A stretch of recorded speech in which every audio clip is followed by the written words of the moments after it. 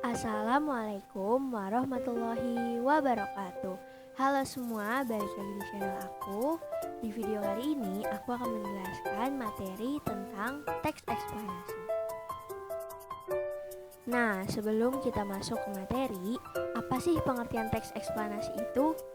Nah, teks eksplanasi adalah teks yang berisi tentang progres mengapa dan bagaimana kejadian-kejadian alam, sosial, ilmu pengetahuan, budaya, dan lainnya dapat terjadi. Suatu kejadian, baik itu kejadian alam maupun kejadian sosial yang terjadi di sekitar kita selalu memiliki hubungan, sebab, akibat, dan proses. Ada beberapa ciri-ciri teks eksplanasi antara lain. Yang pertama, informasi yang dimuat berdasarkan fakta atau faktual. Lalu yang kedua, hal yang dibahas yaitu suatu fenomena yang bersifat keilmuan atau berhubungan dengan ilmu pengetahuan.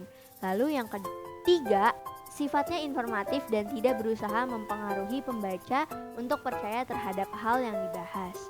Lalu yang terakhir, fokus pada hal umum atau generik, bukan partisipan manusia. Contoh, tsunami, banjir, gempa bumi, hujan, dan lain-lainnya. Nah, sebuah teks bisa dikategorikan sebagai teks eksplanasi jika memiliki struktur sebagai berikut ini. Yang pertama ada pernyataan umum. Di bagian ini, sebuah teks eksplanasi menjelaskan tentang gambaran umum fenomena atau peristiwa alam yang akan dibahas. Poinnya bisa mengangkat tentang proses bagaimana fenomena alam tersebut bisa terjadi. Lalu yang kedua ada urutan sebab akibat. Setelah mengetahui secara umum fenomena yang akan dibahas, pada bagian ini dijelaskan tentang penyebab dan akibat yang ditimbulkan dari fenomena tersebut. Kita bisa melakukan deskripsi dalam beberapa paragraf terkait sebab dan akibatnya. Nah, bagian ini disebut juga dengan deretan penjelas. Lalu yang terakhir ada interpretasi.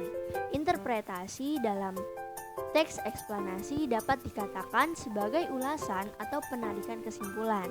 Kita bisa memberikan tanggapan atau pernyataan terkait fenomena yang diangkat dalam teks tersebut.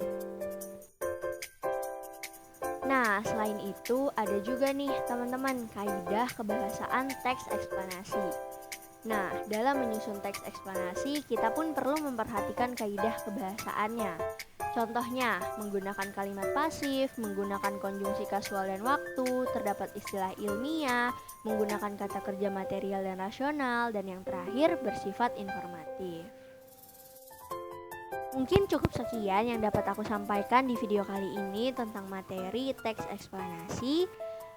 Semoga bermanfaat, kurang lebihnya mohon maaf. Wassalamualaikum warahmatullahi wabarakatuh.